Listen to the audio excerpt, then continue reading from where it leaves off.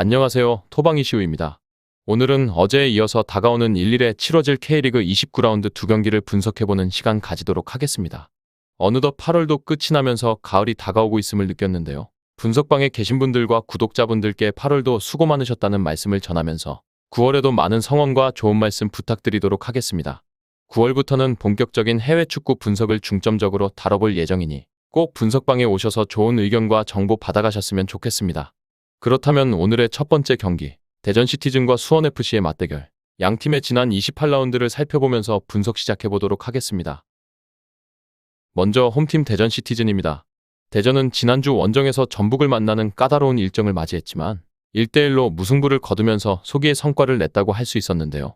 페트레스쿠 체제의 전북이 아직도 결정력의 문제를 드러낸다는 점은 감안해야 하지만 그래도 원정에서 뚫리는 것이 일상이었던 수비진이 최소 실점으로 상대를 잘 제어한 모습은 긍정적이라 볼 수 있었습니다.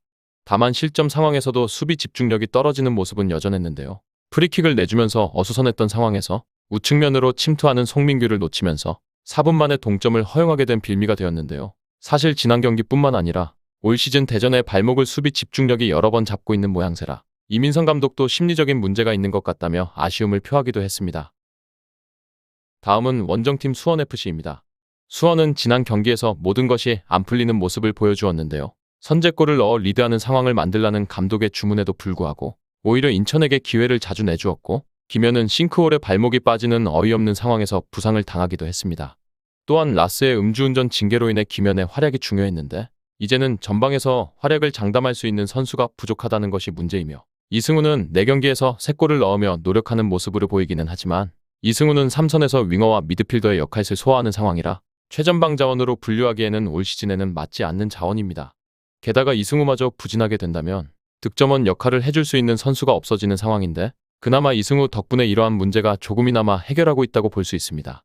문제는 대전의 공세적인 플레이를 원정에서 막아낼 수 있느냐인데 주전 센터백인 신세계도 지난 경기에서 부상으로 빠져버리면서 여러 가지의 악재가 터진 수원FC라 볼 수 있습니다. 다음은 양팀의 예상 라인업과 부상자 현황을 살펴보도록 하겠습니다. 먼저 홈팀 대전의 부상자 현황과 예상 라인업을 살펴보도록 하겠습니다. 대전은 이번 일정에서도 3-5-2의 전술을 채택하며 3백을 기반으로 중원에 많은 숫자의 선수를 두고 측면과 중원에서 공세적인 접근을 펼칠 전망입니다.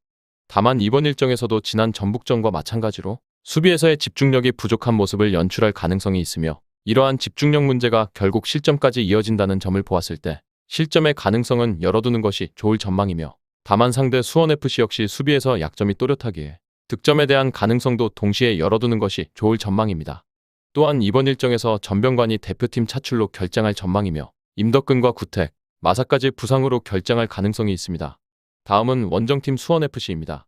수원은 이번 일정에서 4-3-3의 포메이션으로 공세적인 접근을 펼칠 전망입니다. 다만 앞서 말씀드린 것처럼 부상으로 빠지게 된 김현과 음주운전 징계로 결장 중인 라스의 부재로 인해 최전방에서 해결사 역할에 구멍이 생겼으며 이번 일정에서도 최전방보다는 중원에서 뛰고 있는 이승우에게 기대를 모아야 할 전망이며 센터백 신세계까지 부상으로 빠져버린 상황이라 득점에 대한 가능성은 낮아짐과 동시에 실점 가능성은 오히려 높아진 상황의 수원이라 볼 수 있습니다.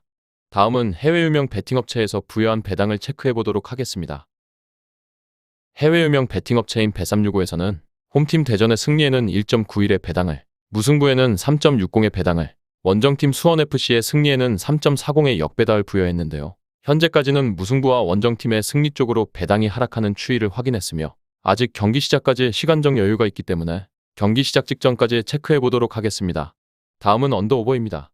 2.5의 기준에서 보았을 때 오버에는 1.62의 배당이, 언더에는 2.25의 배당이 부여되었으며 현재까지는 언더와 오버 모두 골고루 하락하는 추이를 보였는데요. 배당의 차이가 꽤나 크다는 점과 오버에 비교적 낮은 배당이 부여된 점을 보았을 때 양팀 모두 공세적인 접근을 채택한다는 점을 채택한 근거라 보여졌습니다. 끝으로 이번 일정의 결론을 말씀드리면서 마무리해보도록 하겠습니다.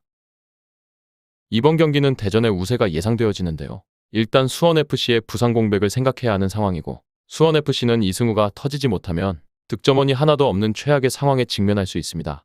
게다가 신세계의 부상 이탈로 인해서 생기는 수비적인 부분도 꽤나 공격적인 접근을 하는 대전이 충분히 이용할 수 있는 요소라고 생각되었습니다. 그렇기에 다득점의 접근과 대전의 승리를 우선적으로 고배당을 노려보시는 분들께는 핸디캡 무승부 쪽 접근까지도 추천드려보면서 오늘의 첫 번째 경기 분석 마무리해보도록 하겠습니다.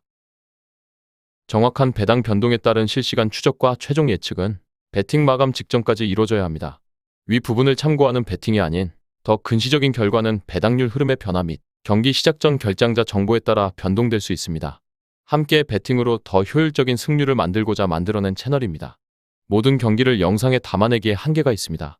이외 다른 경기들의 정보와 결과 예측 및 더 많은 도움이 필요하시다면 분석방으로 언제든지 연락주세요. 최선을 다해 보이겠습니다.